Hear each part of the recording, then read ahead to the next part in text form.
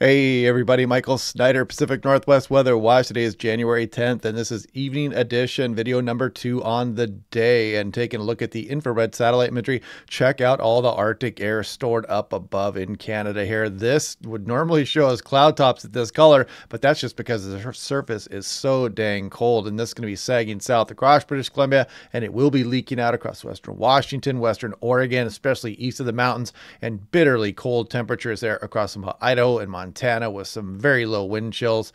And we'll try to nail down some of these details here. The weather models are not making this easy on us here, folks, because this system out here is going to eventually try to move underneath this Arctic high and bring some moisture into Oregon here. But some of the model, like the GFS, continues to show some of that snow spreading northbound. You can see the National Weather Service Seattle talking about this Thursday AM through Thursday night here. It's not going to be much, but it doesn't take much. What the temperature is going to be dropping below freezing as we go on in through Thursday night. So what falls can stick. And there's still areas that got recent rainfall and some snowfall out there that'll be refreezing as we go through Thursday night as well. And you can see it does include some of the major interstate corridors here, Highway 18, 101 out on the coast also. So looking at the 3-day snowfall chances, it was issued earlier today here, and you can see Seattle around an inch. The GFS has some higher totals, and that's why the ensemble members have some of these higher amounts in here. But Thursday into Thursday night, we're expecting light amounts generally, but again, it doesn't take much. I can remember November 2014, we had only 0.8 of an inch, but a kind of a flash freeze as it moved across the area, down across some of the central sound, and it was very disruptive here. But you can see the huge amounts across the higher terrain as well. Now, taking a look at the wind chill advisory up for Whatcom County, Bellingham. Look at this, wind chills as low as 15 below zero. And these wind chills are going to even come across some of western Washington down towards southwest Washington, including some of Portland as well. And some extremely bone chilling wind chills are going to be in effect here as we go east of the Cascades also. This is looking down for the Portland National Weather Service. Winter storm watch is in effect here for the Portland Metro again. And this is as we go through Friday afternoon, I believe. Yes, Friday afternoon through Saturday afternoon. Total snow accumulations of 1 to 6 inches. And if you've been watching the videos and checking out some social media, you've been seeing the track of these storm systems staying a bit further south than Seattle. But we're going to look at what the latest has to say here in a moment. And this is for east of the Cascades as well. You can see I-90, Highway 2, 12, and 97 blew it past some heavy snow Thursday AM through late Thursday night. And this is going to continue on as we go towards the weekend as well for some areas. And this was issued kind of hot off the presser at 3 p.m. as of today. And this is for eastern Washington. Spokane put out this graphic here. You can see bitterly cold. Look at some of these temperatures. I mean, some of the highs only in the single digits and maybe up towards 18 degrees or overnight, negative 18. Look at some of these wind chills, just ridiculous, perhaps down to 30 below zero, and even colder than this across some of the Rockies and eastern BC and off into Montana. And looking at the strong Arctic front here on Missoula National Weather Service, look at this extreme levels here. This is really going to get cold out there. It's going to be blowing snow, low visibility, possible complete whiteout conditions, rapid drop in temperature, and dangerous wind chills expected behind the front. This is Thursday, January 11th through Saturday, January 13th. And here we are now looking at the European versus itself. This is the 18Z. This is hot off the presses here. And you can see the 12Z run on my right. If I put this into motion, you'll see what's coming as we start to get some of this precipitation as we go through the day tomorrow. Again, light amounts, but it doesn't take much. Again, if some of this freezes on the road and you only get a half an inch, heck, even just a couple tenths of an inch of some frozen precip makes things very slick. And you can see some of that across southwest BC as well. Now we start to slide a bit into the future here. And you can see the snow just continue to pile up across some of the Oregon Cascades. We'll check that out in one of the snow maps here in a moment.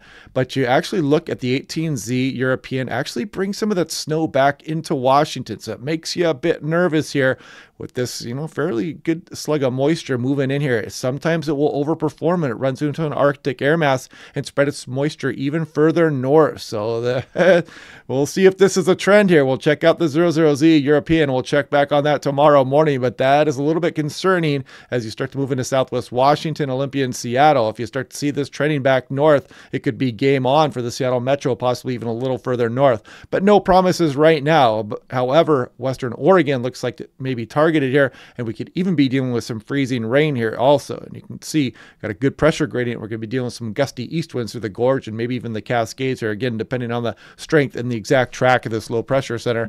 Now, looking at the GFS 18Z versus the 12Z, the 18Z actually trended a little bit further south, but actually, let's do first things first. Here's Thursday. Thursday, you can see some of those convergence bands around here and maybe an inch frozen precip here for some select areas. And you can see that very strong pressure gradient as the Arctic high sags across BC. And we're going to be getting those outflow winds here across some of the northwest interior, the San Juans and Bellingham out there, and some gusty winds across the Rockies and eastern Washington as this Arctic high sags down across the area. And you can see that snow continue on through places like the Oregon Cascades, some of the Washington Cascades as well.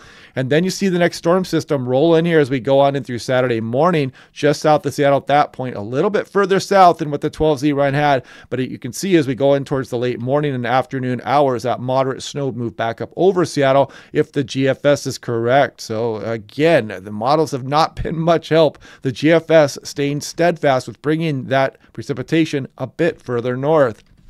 Now, taking a look at the North American model, this has been showing, again, some convergence zone activity as we go through tomorrow. And again, the temperatures dropping below freezing as we head off into the evening and the nighttime hours. So even if you don't get much precip, it's still going to be very slick out there. And then you can see the system roll in here in the next slug as we go through late on Saturday night. But this one also targeting Western Oregon right here.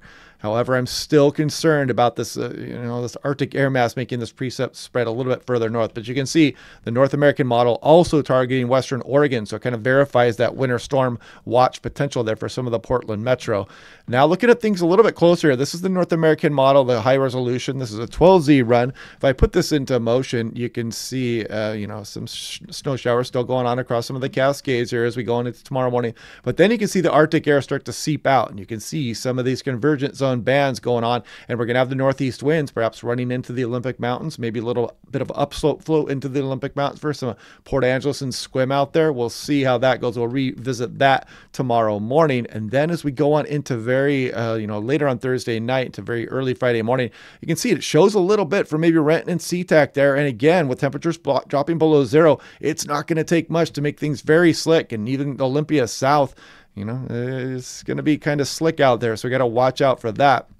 And there was some pretty good snowfall down there at this morning here across some of Southwest Washington, down towards the Portland metro as well. So that could be refreezing. And if you want a nice affordable home weather station, click on that link down below. When I was a kid, what I wouldn't have given to have this weather station. Very fun, highly recommended. Now looking at the European, let's check out its total snow as well. And you can see Thursday showing some of that snow coming here. It's going to be kind of a very hit and miss situation. Shows 3, 4, 5/10 of an inch for Seattle, maybe even here as we go on in through very late Thursday night into Friday morning. And again, with the temperatures dropping below freezing, some of Southwest BC, and you can see the hit and miss nature of that. And then the storm system starts to roll in here as we go through the day Saturday, again targeting Western Oregon here and the Portland metro. And that's why they have the winter storm watch up. But look at some of the snow amounts across the Oregon Cascades. You're talking about measuring it in feet here over the next few days as well, and some decent amounts across the Washington Cascades. Look at Eastern Oregon, really targeted there as well, with that big slug of moisture coming in off the Pacific Ocean. I want to show you something with the European and the GFS, because if you look on in towards Saturday morning, look at some of these temperatures showing up for Seattle and Bellingham, Southwest BC. Some areas as you get a bit inland could be dropping down towards some of the negative digits here. And look at Seattle 15, the GFS, which is a little bit warmer because the system's a little bit further north. That's about 18 degrees here. And you can see Western Oregon very cold as well. Look at Spokane, -10, -11. Extremely cold conditions coming in here. We're definitely going to feel this. Cold air is on its way. But looking at records for Seattle, and you look back, it's going to be very difficult to set record lows as it normally is here, because we have 1950 winter to deal with there. As you see on January 13th, it's 11. We're not going to get there. I mean, maybe an extremely slim chance of getting down towards 15, maybe on the 15th there, but no promises with that. Highly unlikely at this point, but still pretty cold temperatures incoming. And this is the parent temperature. I scrolled ahead to Saturday morning. Look at some of the single digits, even for Seattle here, down towards the single digits for the Portland metro, and just bone-chilling temperatures out there for Spokane, -21 wind chills. And look at some of the Cascades, -30, and some of the Rocky Mountains may actually be driving down below 50 or 60 degrees below normal, not below normal, with wind chill factor here across some of the Rockies in British Columbia. Now, this is something interesting here. This shows the dry characteristics of an Arctic air mass. There's the NAM3KM model.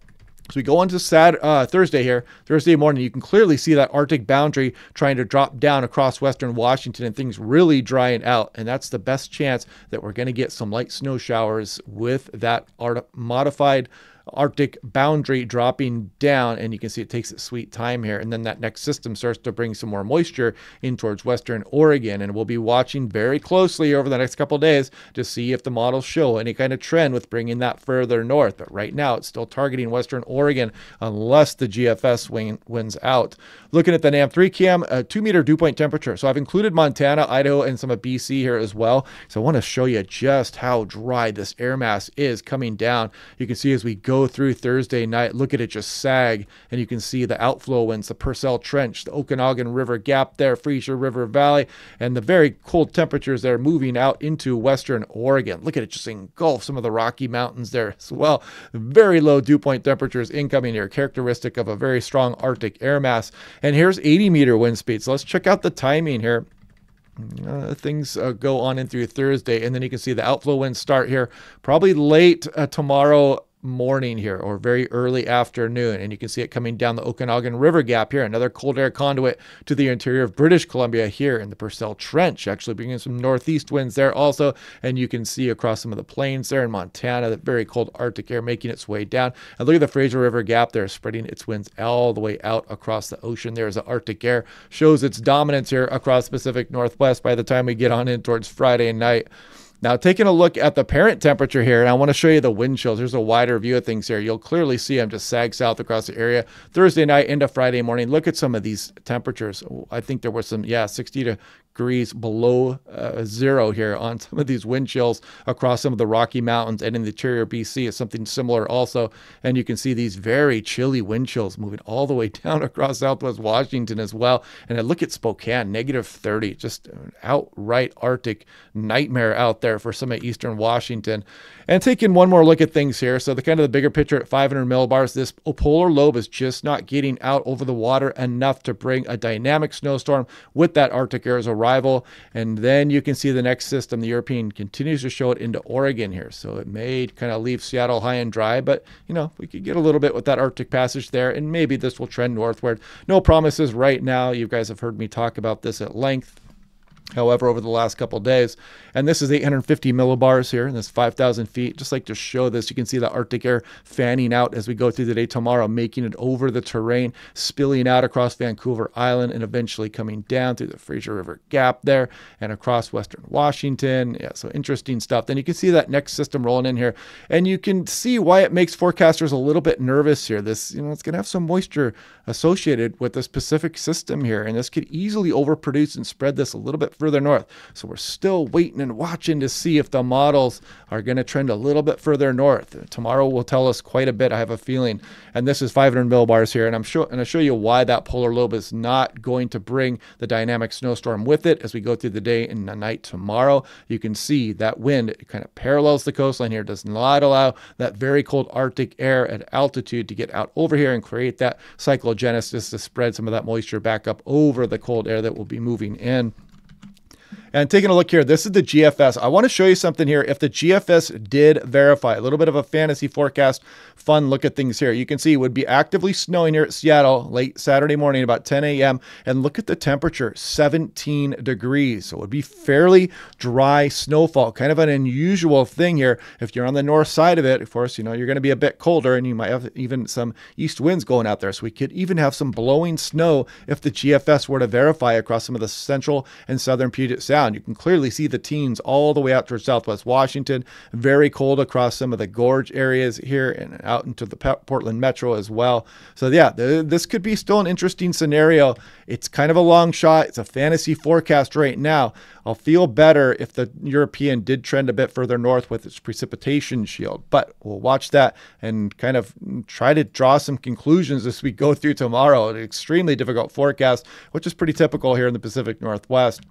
Now, taking a look at Seattle-Tacoma, you can kind of see with that Arctic frontal passage here, maybe a couple tenths of frozen precipitation, and then only one of the ensemble members has a significant snowfall. Actually, that wouldn't be bad either. 2 inches of snow with the very cold temperatures here would actually be quite significant as well. So we'll call it 2 out of the 50 show some meaningful snowfall here down into Seattle Metro. But the cold air is on its way, and this kind of shows you here 6-hour min temperatures. You can clearly see all the ensemble members, maybe a couple select ones, only get into the mid-20s here. But this cold air is definitely on the way here, folks. And it might last a while, too. We might go on to Tuesday and Wednesday with some of this cold air on. And look at Vancouver International. This is in Celsius here, but very cold air on its way before we start to get some modification on and through mid next week. Bellingham, you could get some single digits out there. Look at some of these chilly temperatures with some brisk winds, very low wind chills. That's why that wind chill advisory is in effect for Whatcom County.